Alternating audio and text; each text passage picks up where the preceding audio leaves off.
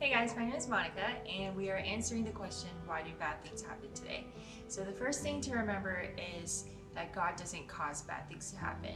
We just live in a broken world, so things like divorce and insecurity, illness, bad grades, just all kinds of different things will happen in this world. And a really important thing to remember is that God is not punishing you when something bad happens to you.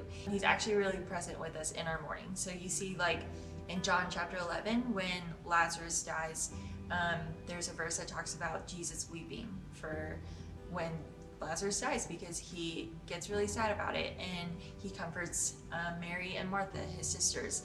And so that's really cool. There's also other verses that talks about how he collects every tear that we cry in bottles.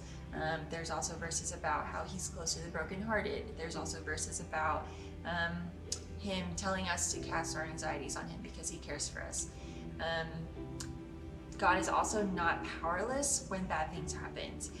He is God, and he is able to move through a broken world, and that is the good news that we preach. A really great thing about it though is that we can be frustrated, but we can also have hope.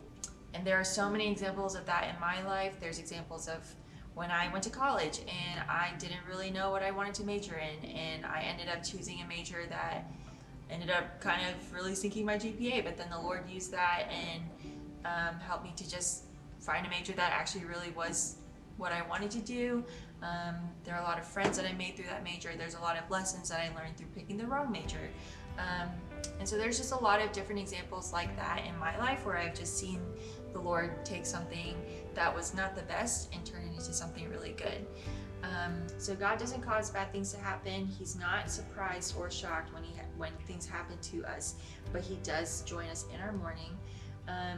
And the cool thing about it is that we can be frustrated about it because we have hope in what God can do through those things. God is not powerless in this world. He moves through this broken world, and that is the good news that we preach. And he is also able to work all things together for the good of those who love him, and that is in Romans 8. And probably the most important thing to remember is that God is still good even when bad things happen. It's really hard to remember that when you're going through a difficult time. So that's why it's really important to have people around you that love you and care for you and will rally around you and support you and point you back towards Jesus when bad things happen. But that is the truth. God is still good, even in the midst of the suckiest things that we go through. And he is with you through every moment of that. And he is able to work through that, and will just show you how good he is.